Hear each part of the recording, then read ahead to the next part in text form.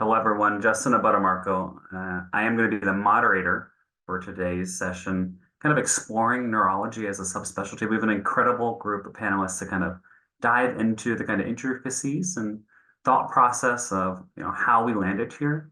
And maybe we could talk about other kind of career steps, maybe kind of all things neurology. We were just discussing beforehand the list of attendees. Um, they're coming from all over the world, and it's incredible. We really appreciate that. We know that like this time may not work for everyone. It's different, and we're kind of multitasking with life. So we're going to try to keep this lighthearted and engaging. And yeah, we really want this to be a safe environment for you guys to feel comfortable asking questions. I think in the first couple of minutes, we're going to each kind of share a little bit about our backgrounds, our story to give us something to kind of go off of. But please throw your questions, thoughts into the chat. Actually, let me scratch that into the Q&A, the Zoom Q&A. I'll have the chat here, but it's a little easier for us to manage in the Q&A. And then we can go through those and we'll talk to the different panelists and again, their experiences. And we know that many folks don't have access to neurologists in their community, in their hospitals. And so we want to kind of give that experience in this session today and help kind of alleviate maybe some anxiety around this decision, some comfort in knowing that we have all really enjoyed our careers so far. And we kind of want to share that with you guys today. So with that, maybe we can get started with our stories. Brian, you're at the top of my screen and you're maybe closest to the students in terms of your recent graduation for residency, now in fellowship. Maybe you could share a little bit about your story, how you got here, and yeah, that would be great to kick things off. So, you know, little bit about me. So I really started becoming interested in the neurosciences from a relatively young age. My grandfather had Alzheimer, um, and starting when he was diagnosed when I was at age 11, and I started kind of working with patients with Alzheimer's disease up until through high school, and I used to go with him to like a day program and volunteer there. So I really had some exposure to patients with Alzheimer's really early and found it really engaging and rewarding working with patients with neurologic disease. So I went to college and wasn't sure whether I wanted to kind of do more research, a teacher, work more with patients. Turns out I decided to do kind of all three, but that's kind of a different story. And essentially, eventually decided on medicine as kind of like where I felt that I would feel most fulfilled. In medical school, I was debating between going into neurology and also geriatrics and palliative care medicine, all kind of going toward working with older patients with neurologic disease. And I wasn't sure if I wanted to approach caring for this population from a more general medicine, holistic view, or specifically on the neurology side, working with more of the neurologic issues that kind of come with aging and as we get older.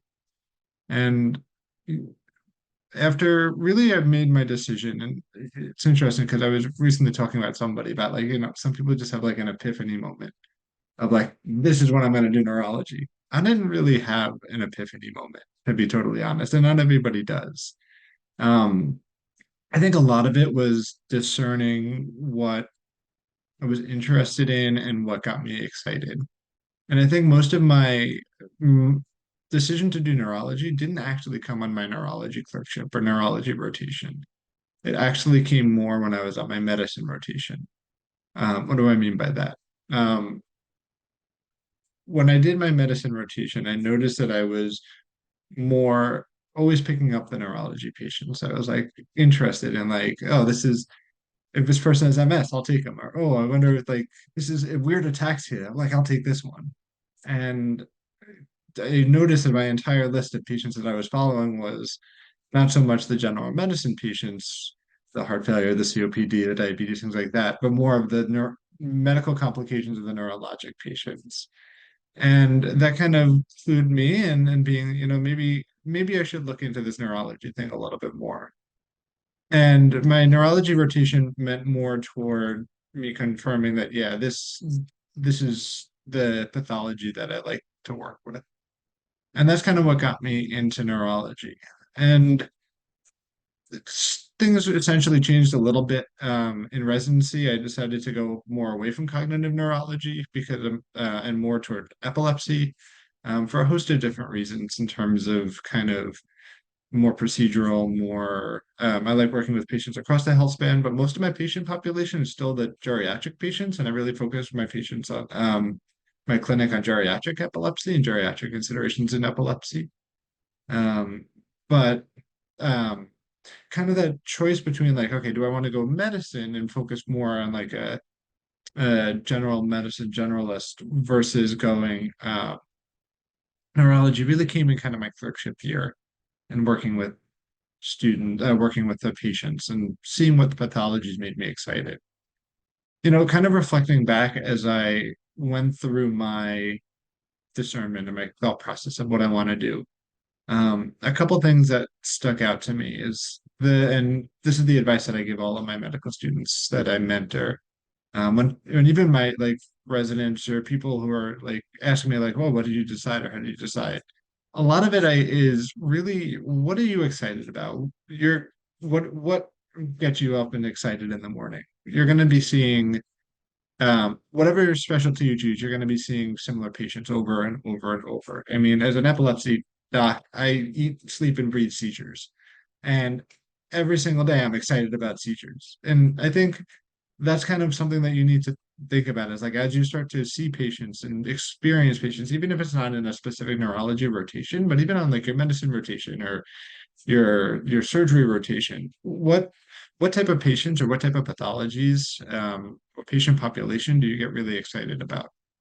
Um, because those are the people that you're going to have to work with, the patients you're going to be working with. I think another thing that I think is important is what type of people do you fit in well with, which I think there's always a lot of focus on the pathology and what you're interested in, but also the culture of the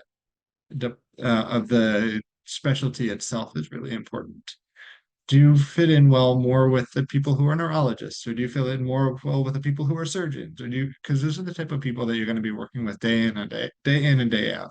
You're going to be spending time in clinic with them. In residency, you're going to be spending more time with your people who you work with and your families a lot of times. So you want to make sure that you're really like the people and like the type of people that go into a specialty.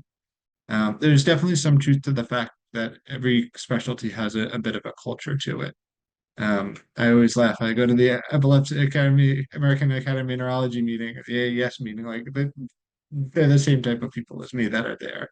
And it becomes like a big family because you're seeing everybody that you've trained with or that you see at the meetings, you've worked on committees with, and you're excited to go because they're people that like you fit well with. So I think having some self introspection about like, okay, what is my personality? What type of people do I like to work with on a day-to-day basis is important too. Um, so that's kind of my overall trajectory as to how I ended up into neurology. I think there is some merit to the epiphany moment. It doesn't necessarily have to be, and you really think about think about yourself, think about what you're excited about, and think about what what you can see yourself working with and who you can see yourself working with uh, pretty much every day as you go through your career. Brian, I love that epiphany moment because I was always jealous of the other people who always had that. You'd have like all of your colleagues are like, "Oh my God, this is what I wanted to do day one in a rotation," and that felt Yep. true and genuine.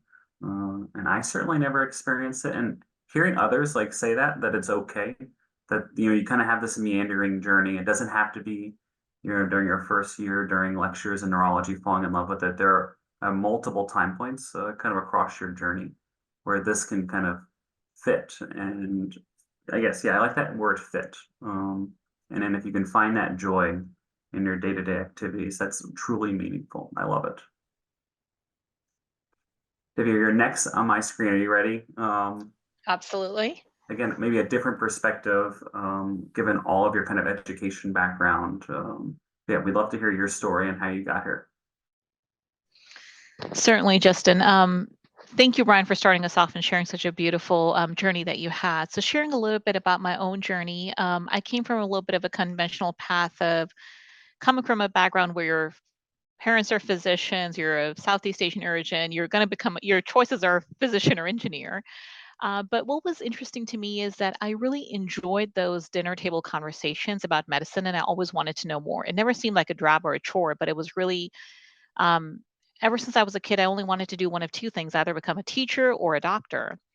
And then in high school, I realized, wait, actually, if you're in academics, you get to do both, which is really cool. So for me, actually, I started having this feeling even before entering medical school, which I recognize may not be everyone's experience, but being surrounded by a lot of physicians and surgeons, my first question was, do I want to go the physician route or the surgeon route? And for me, that came, I think, early on in first year of medical school, where I recognized for myself personally, I didn't have the dexterity of a surgeon, nor did I have the patience of 12 plus hours of standing still in the OR.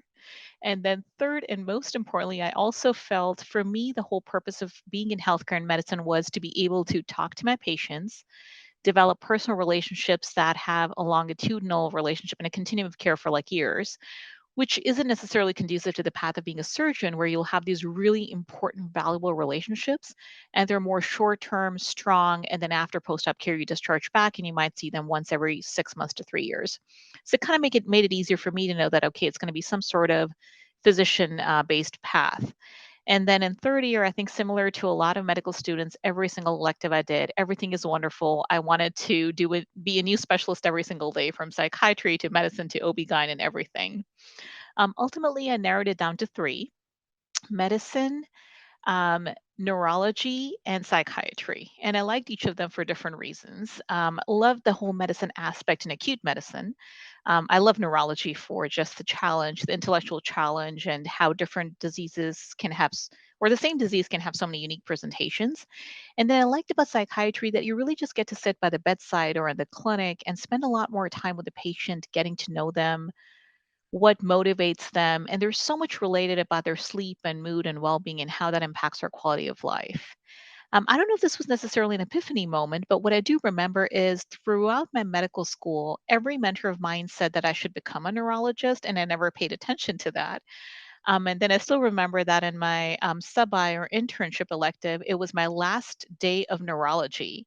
And up until that point, I'm still thinking I'm going to probably apply for medicine or psych. And then at the very last day, as I'm taking my last consult as an intern, I had this deep sadness that I won't get to do this ever again. I really enjoyed saying that I'm on the neurology team. And so then I went back to my mentors and I said, help me understand, why have each one of you always told me I should become a neurologist?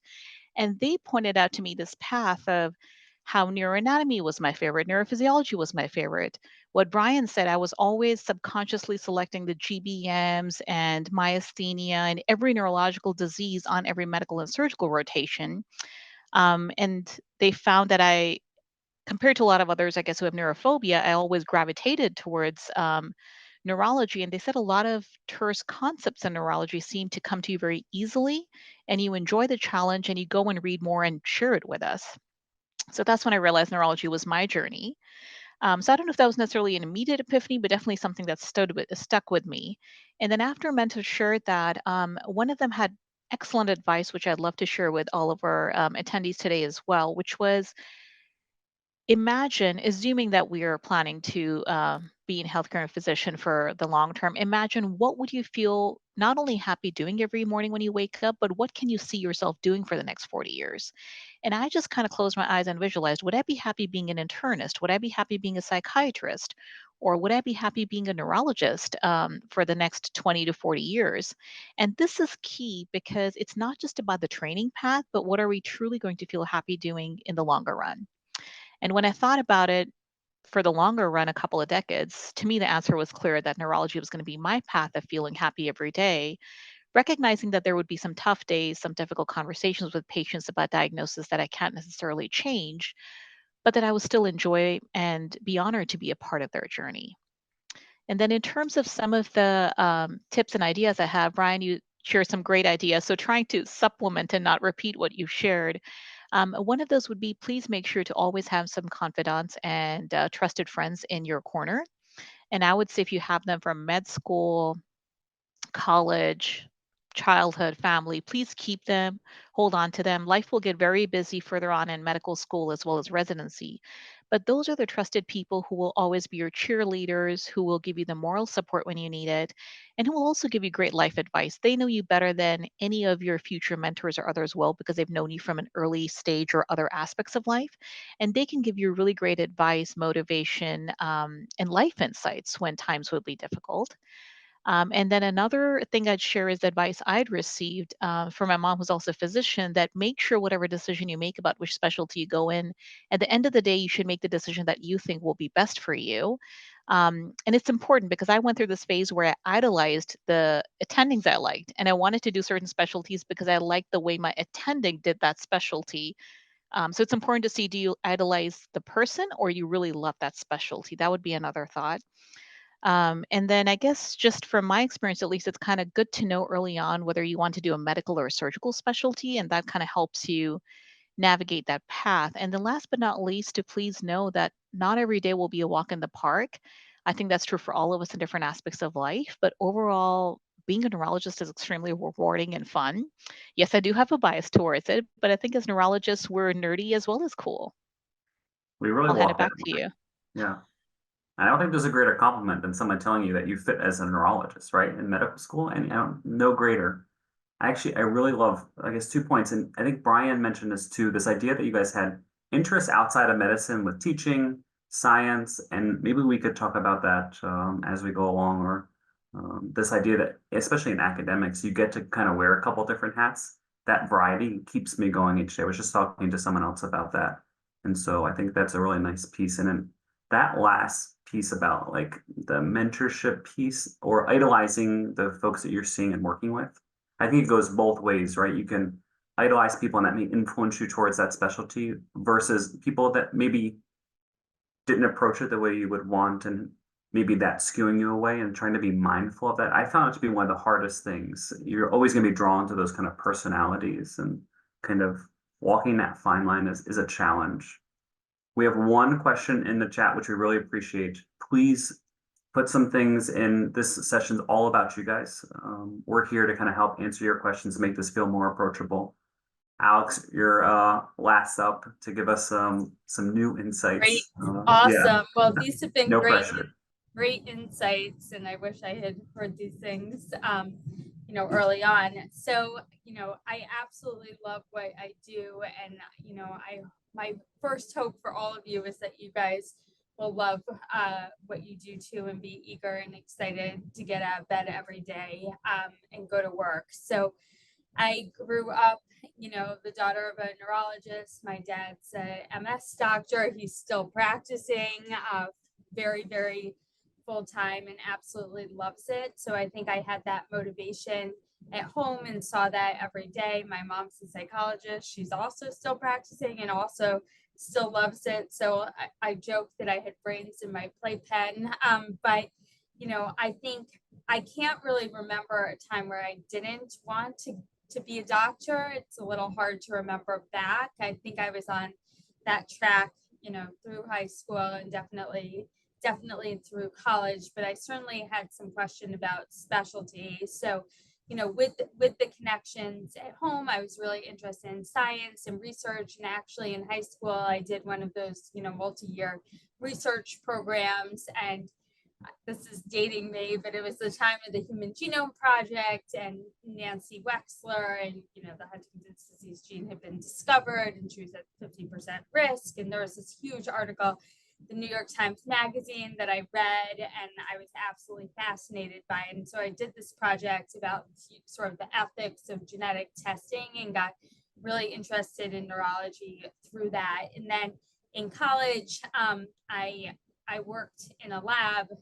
actually over the summers at Einstein and at Yale, where I was for undergrad doing epilepsy research, and I loved it. And I really, was heading in the direction of neuroscience. And I ultimately got into a MD PhD program at Yale and pursued a PhD in the development of the olfactory system, or in neuroscience. And this was, I think, my first exposure towards making a really big career decision. And it was very hard to decide sort of what lab you were going into. You know, I was someone who was very clearly wanted to go into clinical medicine. I thought I wanted to go into neurology and neuroscience, and I thought I was going to want to do something translational, but I had this unbelievable mentor from undergrad who I'd done epilepsy research with in undergrad, but his lab really did olfactory research. And so I remember one of the grad students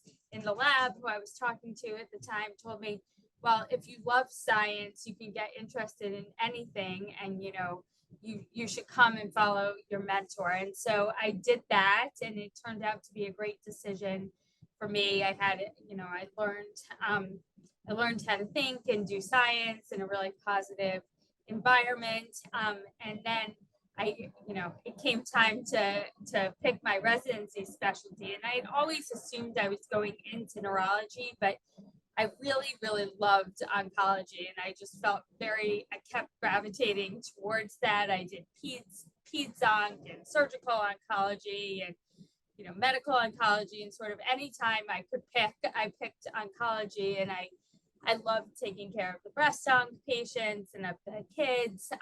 And I really was torn about how to reconcile those two. And I remember I had this moment, I was cutting mouse brains on the cryostat, finishing my PhD, and I was like, oh, duh, basically I can just go into neuro-oncology. And, you know, at that moment I sort of committed to it, and I never really looked back. I did consider, you know, other specialties I also really loved during medical school were emergency medicine. And I love, you know, what Divya and Brian said about thinking and envisioning yourself in a specialty, because I thought about myself, and I loved emergency medicine. It was so much fun, you know, during med school, but I just thought to myself, like, am I really going to want to be doing this when I'm 70 years old, like running around the emergency room? And I just couldn't imagine it as a longitudinal career for myself. I could really imagine it like as me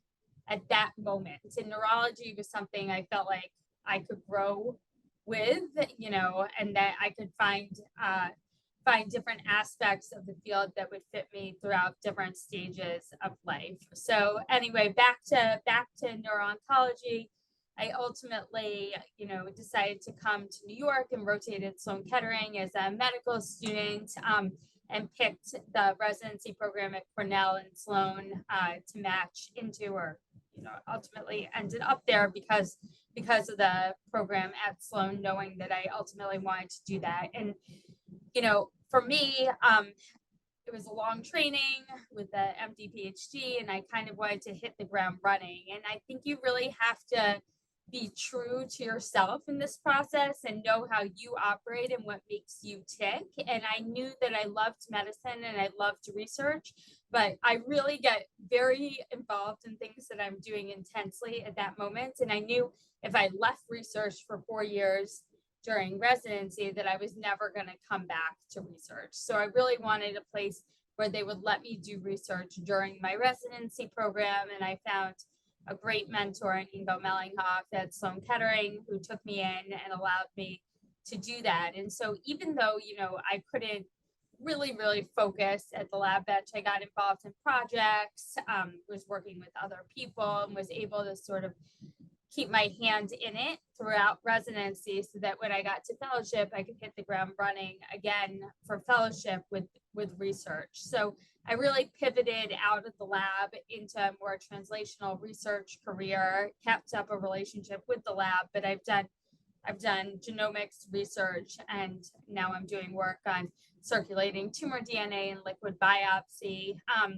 And I found that for me, the best thing to do is to have collaborators who have their own labs and work with core facilities and bioinformatics people, rather than to actually run the lab myself. But that's been a really great opportunity for me.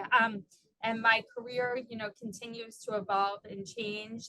I was at Sloan Kettering for over 6 years as an attending, and then got recruited to come and co-direct the Brain and Spine Tumor Center and lead the neuro-oncology program at NYU. And I never thought I was going to leave Sloan Kettering, but ultimately really found a group of people who are very like-minded to me at NYU, and an opportunity to really build a program, and I've loved it. So, what I would say as you're picking is try and think, about yourself, what group of people you really get along with, where you feel the most comfortable and the most like you, and go with it.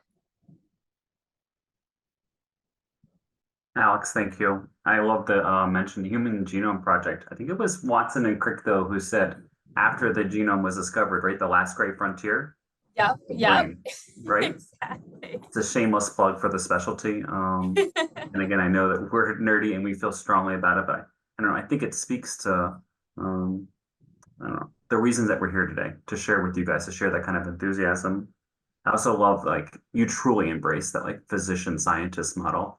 And so if we have questions around that, we can definitely talk about that. I know we have a couple questions in the Q&A, which we love. Please, again, this is about you guys. Throw anything in there. We'll try our best.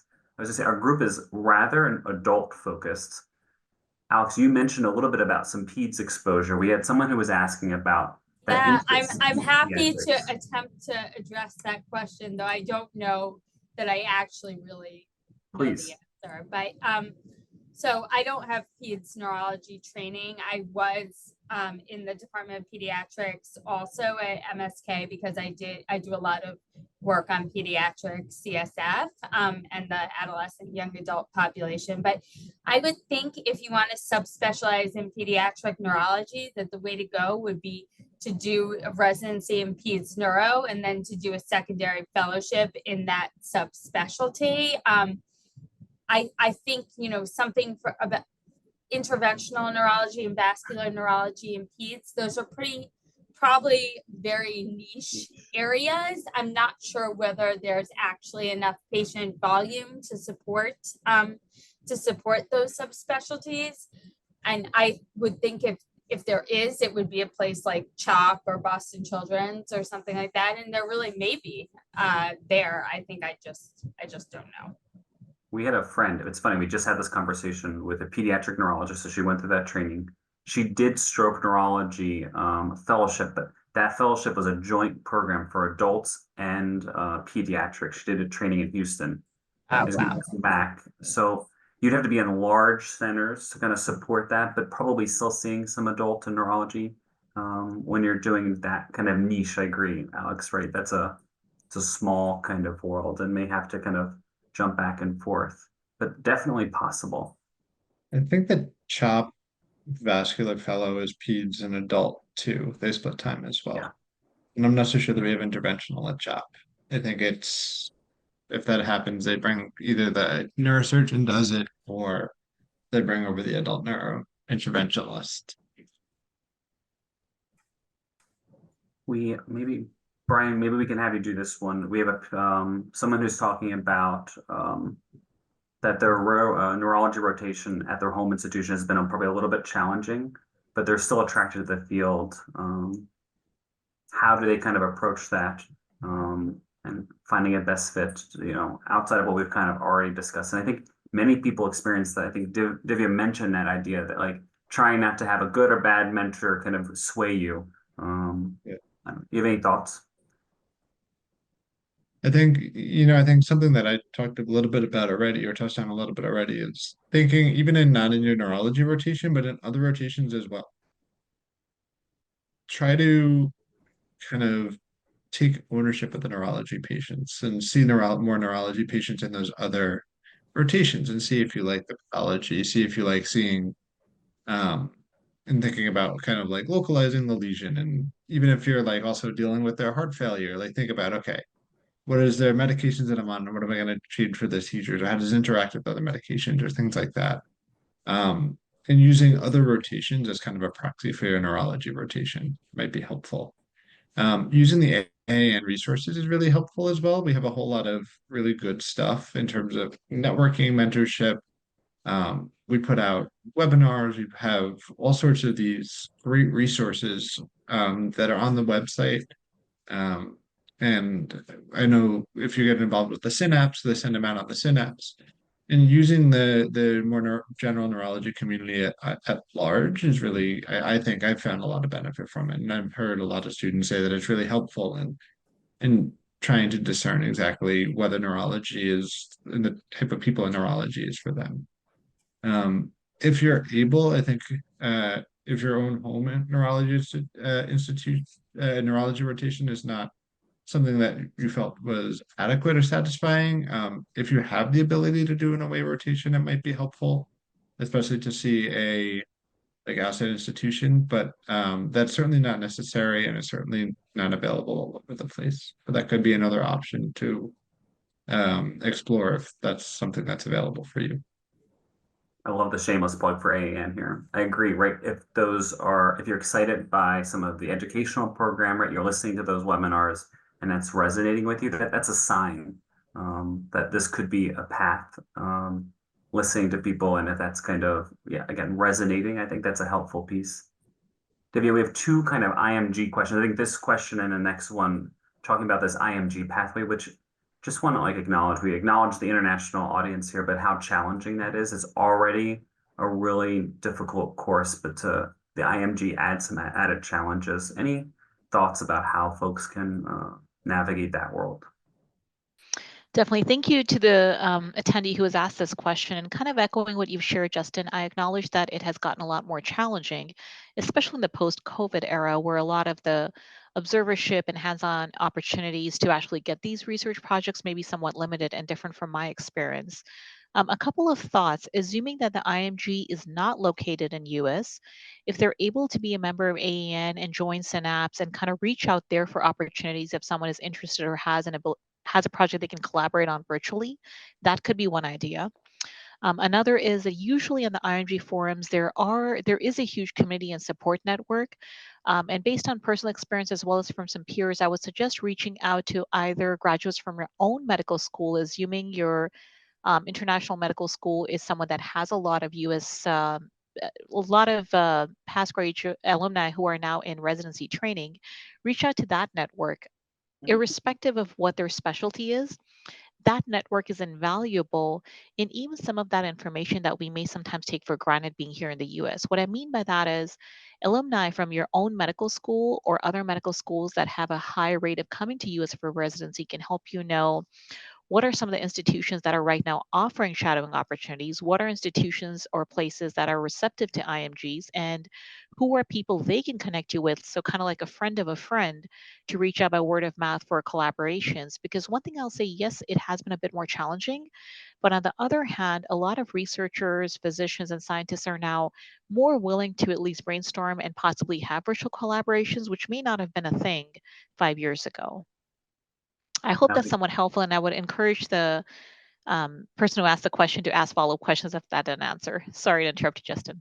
no, it's trying to use the resources around you, those people. I agree. Like this isn't a time to be humble. It's okay to ask for help and to reach out because those cold emails are challenging, right? Everyone's inboxes are kind of flooded, and so having that kind of direction to go is great. I love this next question. It's funny, we just debated this at our institution. We had a grand round speaker for neuropsychiatry and what the future is going to be for here. And it's funny, we got feedback across the map. Like, this is the future. This is where everyone's going. And others were thinking, like, I'm not sure where this kind of combined fellowship or combined specialty will be in 5 to 10 years.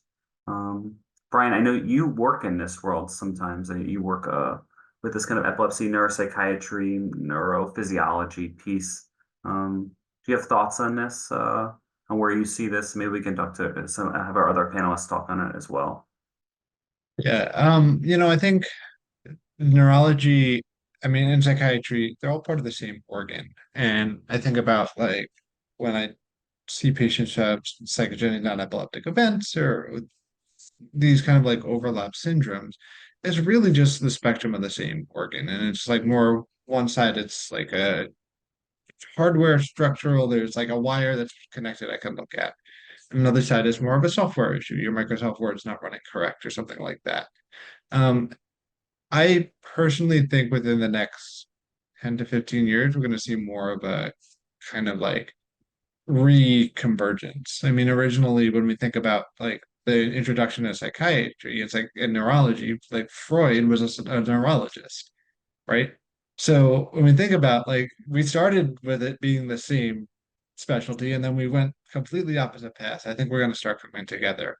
And you're seeing a lot, even in like the epilepsy world, where I kind of live, like all of our epilepsy surgery patients are seen by a neuropsychologist who does neuropsych testing to help us localize an epileptogenic lesion. So we're using the psychology to help to lateralize and localize of more of like a structural lesion or a hardwired lesion. So I think that with time, we're going to see that these are going to come closer together.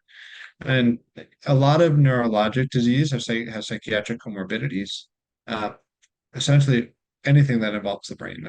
So I think there is going to be a need and a benefit of having this kind of dual boarded like neurology psychiatry combo. I think probably what's going to end up happening is that there's going to be like people who are more on the psychiatry side until we have a better like understanding of the neurologic underpinnings of a lot of the neurologic disease. There's going to be more people on the neurologic side, which would do more of like kind of the hardwiring. And then there's going to be kind of people who are kind of in the overlap, where they're going to kind of see the patients who kind of fit in both categories. I I treat autoimmune encephalitis patients, and for those who aren't as familiar, right, that totally blurs the line between neurology and psychiatry. And I tell patients and trainees that same idea that it is an artificial distinction between the subspecialties, and we're going to see that it's already evolving, right? It's changing in our social kind of fabric, how we discuss it. I'll take maybe the other angle to this as well, especially among this kind of group of panelists, which happens in academics. We are super subspecialized. Like I only see a few different types of diseases. And so those combined fellowships, I agree. I don't know. It's challenging to work in that kind of a large space. And then I do find people kind of subspecializing within there. That combined training is still helpful, but we've definitely become a very subspecialized kind of group, and how neuropsychiatry will evolve. It's a great question. I mean it when I said at our grand rounds we heard a lot of different opinions, and yeah, it's something maybe we could talk more about. If there are other questions or thoughts around this you guys are thinking about, please put that in there. I'll go on to our next question. Alex, I don't know if you could take this one. We had a question about research. I know you're kind of on the front lines there as like a physician scientist, and maybe helping on that next one as well for someone who was able to do an MD, PhD, like how you balance like work-life balance in that world. Well, I'm happy to take that one for Okay. sure. The research one's a little harder. So in terms of family, I'm married. I have 3 children. They're 6, 2 boys, 6, almost 4, and a baby who's 10 months. And in terms of balance, I think there is no quote unquote balance. You know, it's not like you spend 100%, you have 100% of your time and you spend 60% of your time doing your family and 40% of your time doing your work. You know, I think we do everything fully and it doesn't really fit in, and you just do the best job that you possibly can. I think it's critically important that you be there for the important things in your life and for the people who matter. And so, you know, I always make sure that I leave for, you know, all school events, all things that are really important to my kids. And I'm expecting as they become more conscious that I'll need to do that more and more often. And then, you know, I try and take the time that matters less, you know, or makes less of a difference with them to dedicate to work. And I think, you know, making sure that you make good decisions about who is surrounding them in the additional time is critically important. You know, I'm really lucky. I have a great husband. He's a really loving and very involved dad. That's a huge help. He also works full time, but has maybe a little bit more flexibility sometimes than I do. And then, you know, we have great childcare, and we're lucky to be able to do that. But I think there's sort of no right time, and you can't control your life. You know, there are benefits to having a child during residency, and there are benefits, or medical school, and there are benefits to having a child much later. We had our kids much later for a variety of reasons, some of which were out of our control. And, the benefit is you're in a financially more stable place and you have more control over your schedule. The negative is I have a million things to do at every moment in time, and the pile of work I have that comes home with me every night is quite extensive. When you're in residency, your hours are really long, but you come home and you're really pretty free to engage in things. In terms of the research question, the most important research, I think I can only comment on really what's going on in the field of neuro-oncology at this moment. So I'm not sure that that's that helpful.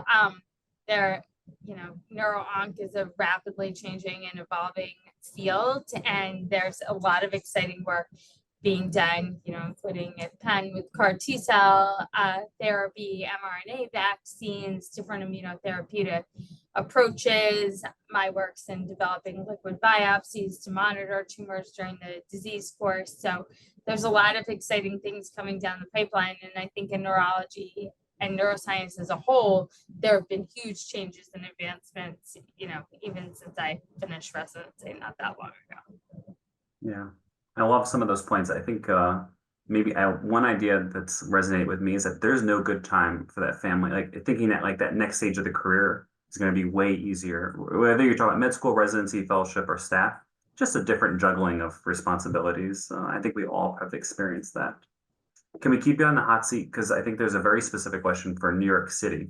Of course. Cleveland has a different vibe. Than that, and maybe some challenges. So they were hoping to network or find positions there. I don't know if you have thoughts.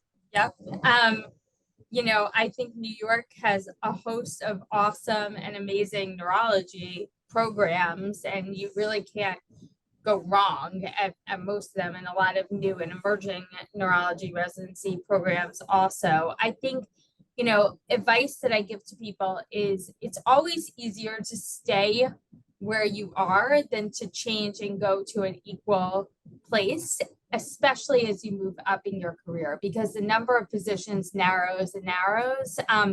So for fellowship, for example, most places have one or two positions. And, if someone in their graduating residency class wants to go into that specialty, it's likely that they won't be able to take an external candidate. So I always think it's good to ground yourself if you know what type of area you're focused in a program that's strong in that specialty. First of all, you'll get good training in it.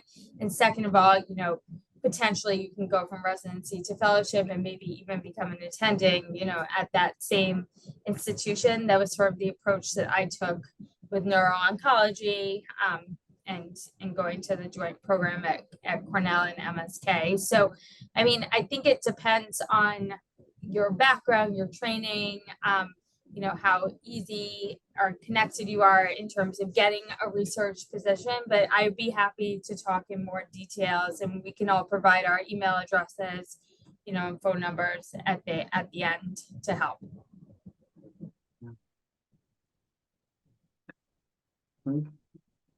Anything? We had another question about the neuropsychiatry piece. David, do you have thoughts on that? How you think through it? I don't know how you also span different kind of subspecialties, neurology, PM&R. How do you mentor and talk about folks with that this neuropsychiatry element? So just to clarify, is the question about neuropsychiatry training specifically, or just if there is an interest in bridging the two? It's this last question. It just came in. It was, okay. I think maybe feeding off that point that this is a large space, right? And we've become more subspecialized. Right. And so does that dual training, is it beneficial as a fellow rather than the level of residency? So going into those combined programs right. versus, I don't know, approaching it during fellowship. It's a really great question. I agree. It's a fantastic question, and I welcome if Brian has more to add after I do. Yeah, I think it's a couple of things because I had actually explored that given that I liked neurology, medicine, and psychiatry. And personally, to me, a 6-year combined residency was not terribly appealing. That could be a personal choice, but I just didn't like the idea of 6 years being only residency versus 4 years of residency and then having a fellowship. So that's one thing, which could be life circumstance depending on geographical restrictions or flexibility, family situation, etc. Secondly, from my perspective, I think a fellowship will allow you to hone in more as being an inherent neurologist and then getting the neuropsychiatry background. But if someone's wanting to truly practice 50-50 and do both, then perhaps a neuropsych residency training would make more sense. And I'm basing this off of my research electives and experience at UIC, or University of Illinois, Chicago, that actually did have a neuropsychiatry residency. So if someone is really considering psychiatry as an icing on the cake in primarily neurology, I think doing it as a fellowship would be probably more beneficial. I agree. And again, I'm maybe biased. I work in a super subspecialized like neurology field, and our center kind of embodies that. Um, our brain health group has a little bit of a combined approach with our neurologists and psychiatrists working hand in hand. But as they've gone along and as people have come out, they've kind of focused in on different things, like the neurologists are making the diagnosis with the biomarkers and managing medications, and the psychiatrists are managing the psychiatric kind of manifestations of those neurodegenerative diseases. Um, so I kind of, yeah, the fellowship allows you to kind of divvy that up a little bit more under those kind of subspecialized piece, but there are others with different opinions. Brian, do you have thoughts to give like a different perspective on it? Yeah, and the one thing and this is just like totally spitballing here, but the one thing I wonder too is whether kind of where you want to practice matters. So like if you're more Yeah, interested in like a private practice, setting up your own kind of clinic, I feel like doing a residency probably is better because then you have a little bit more flexibility as to whether you're going to want to do like, oh, I'm going to see 50% neurology and then 50% psychiatry and follow patients long term. Whereas if you're thinking more academic medicine in an academic center, there's a little less variability and a little less like flexibility as to how much you're going to practice. And then a lot of it too kind of gets into more of like, okay, am I going to be in the neurology department? Am I going to be in the psychiatry department? Which is like a whole different can of worms that I don't particularly think that we need to get into. But I do think that kind of where your kind of end goal of where you want to practice, it really could kind of help guide whether it's going to be more of a residency or a fellowship. I completely agree. And we have a bias here of like academics. So please understand that. And it's not better or worse, just different. So I think that's it. And if you go to an institution that has a strong neuropsych foundation and mentors, I think you'd hear a totally different answer. Um, and so I mean it, it's a debate we've had in our field and it's really kind of interesting. We have a question here. Want to know insights on the J1 H1B visas. Yeah, the visas are such a challenge. Divya, can we kind of do one more time? Sure, Um, absolutely. And then I would ask this attendee to please clarify if they have specific questions about it. But in broad terms, to simplify, J1 is easier to acquire when you're entering residency. And when I say easy, I'm talking about the relative term within the immigration process. So a lot more institutions do offer J1, so it's easier to get into a residency. And then after completing residency, the expectation and agreement with USCIS is that you will serve in an underserved area. And that's usually a binding contract for 3 to 5 years, meaning it limits you from serving in some of the higher metropolitan areas, et cetera. The other side of this is H-1B. Not every institution that is IMG friendly necessarily offers H-1B, and so it may be harder to get into residency, but then after residency, there's a lot more flexibility to being able to match into different institutions for attending jobs because H-1B, after you've completed for 6 years, has a direct path into the green card process. One thing I'll clarify here is that the institutional limitations have nothing to do with neurology or the residency programs. It has to do with the state and bigger institutional policies of what their legal abilities and what they do offer. I hope that clarifies for the person who's asking. So the short answer would be that if you do have the ability to apply for an H-1B, I would highly encourage it.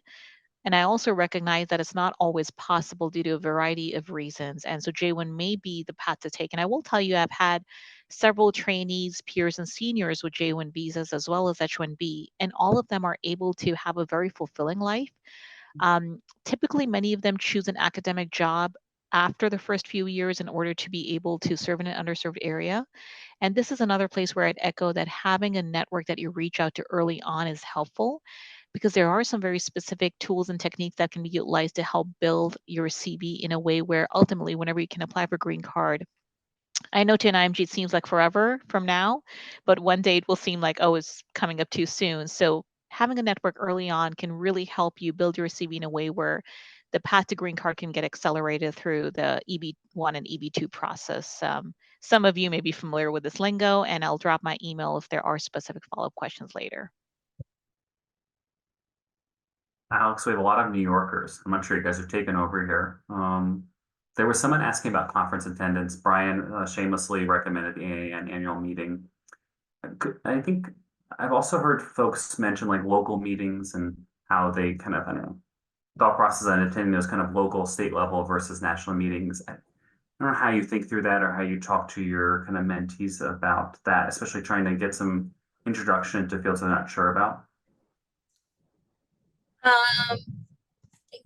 I think I probably would recommend national and international meetings. I think they're inspirational, they're exciting, there's a lot of energy going on, and especially the AAN has tons of networking opportunities, and we're really making a huge effort to cater to our pipeline and help you guys as much as we possibly can. In terms of local meetings, I don't know as much of them because honestly, I don't attend as many of them. But, I would think that potentially if you're interested in meeting someone to hook up with or do research, that it could be an opportunity there. But I'm not sure how well attended they are. Do you guys know? I know in our Ohio area, it was a recommendation as it came staff, which was interesting to kind of get involved with some local chapters. I think each state and level, and I agree, engagement could be different.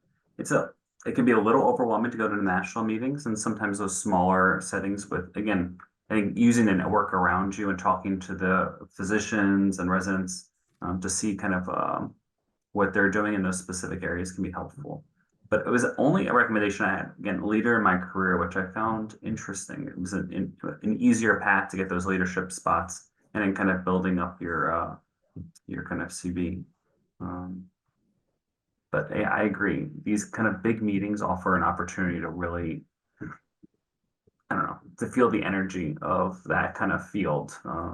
It's definitely there. We And only have, also to, please. sorry, and also to kind of get a flavor for what the type of people who go to those meetings are, and like who are in your field. Yeah, AN is really fun. And it's I think we all look forward to these meetings, and it's a great time to hang out with your friends and your colleagues and, connect with people. And I think on a social level, people look forward to it. So you want to make sure that the people you're meeting are ones who you click with and can relate to. Yeah, but challenging last question. We're gonna end on it was a question I think was asking about challenging patients. I think we've all had them. Maybe a personality disorder. I don't know if that's the kind of piece that we're getting. I think I can open this up. Does anyone have an answer here? I think we've all experienced it in some way. I can start off and then I will. Oh, go ahead. No, please go for it. So a couple of thoughts on this. I really appreciate the person who's asked this question because it's an important one. And I'm going to assume, as you said, we may be talking about personality disorders or perhaps functional neurologic disorders, et cetera. So a couple of thoughts. One is, in my experience, these conditions definitely benefit from a true integrated interdisciplinary approach. And as that, what I mean is having not only psychiatry, but also psychology and social work involved is incredibly valuable. I also recognize that in an academic setting, it's a lot easier to access those resources, and at community hospitals or private practice, that may not always be the case. Another thing I'd say is the physician or neurologist in us likes to fix things as much as we can, and we're taught to diagnose where is the lesion, we got to know right away, and to recognize that in many of these patients, it will not be a quick diagnosis or a quick fix. And also, depending on at what point we've gotten involved in their care, they may already have built an identity around it, especially if this is someone who's lived with this diagnosis for several years. And so it's not going to be an easy, quick, and fix all solution. And one more thought, because they mentioned about harming or adversely affecting their family. If it's possible, I have this luxury in my institution, I don't know if others will, having different psychologists or physicians treat the patient as well as their family is extremely helpful, as opposed to having the same neurologist for all of them. And I welcome my colleagues adding in more to this. I think another thing that's really important, especially when working with patients with functional neurologic disorder itself, is validating that what they are going through is real and meeting them kind of where they're at. I think the patients that I find the most challenging are the patients who've come from other physicians or and said who then they say like they just told me that I'm crazy. I think acknowledging that, hey, you have something that's going on with you. We might not be able to say like point to an MRI and say that's right there, but there is some like functional connectivity thing that has a treatment to it. And giving them kind of more of like validating that what they're going through is not something that they're making up in their head, but rather actually like an actual thing is really helpful. Another I totally agree with all of that. Another thing that I do is, in a challenging situation, if it's a patient transferring to me from another colleague where I know that it's probably the problem is with the patient, not my colleague most often, or when I'm expecting to have to give bad news to a patient, I'm inheriting a difficult clinical situation, which sadly, since I take care of glioblastoma patients, is not uncommon. I'll try and see the patients very, very frequently in a short period of time to establish a relationship with them before I get to that moment and sort of work up to whatever I'm doing. So like if I'm trying to transition a patient to hospice who I know is going to be reluctant to that, I won't do that on the first meeting. I'll take 3 visits or something and sort of begin to lay the foundation to get to my ultimate goal. I love those points. Yeah, that kind of integrated approach, multidisciplinary. I'll take it a little different. And I don't think it's how the question was phrased, but I'll challenge, especially our medical students and residents that are with me.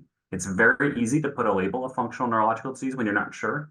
And I think trying to push yourself to really think through those cases, because trust me, we can get confused even doing this for years. I think it's also easy to sometimes put the personality label, a personality disorder label on someone. And I would challenge you to think about, are there other ways you can connect with people? Those are easy things, and you'll hear, I think, sometimes physicians, especially those may have a little bit of burnout, use those terms a little quickly, but I would challenge you to look at those cases and really try to do a deep dive and see if there are things you could do differently or look at that case a little differently. Again, different than what that question was, but I challenge our residents never to have FND as like their top differential. I at least want them to think through it to see if they can localize in a different way, because it's easy to throw those labels, especially early in training. We've all had patients that we've been burned at that were like definitely PNEE or definitely FND, and it turns out that they actually have something that we just didn't do the workup because we labeled it. And I think it's a perfect way to end, because this specialty is nothing but humbling.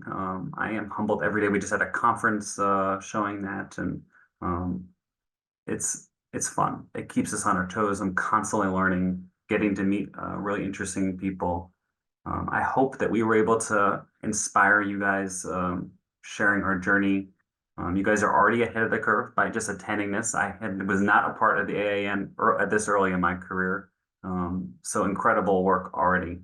And yeah, good luck.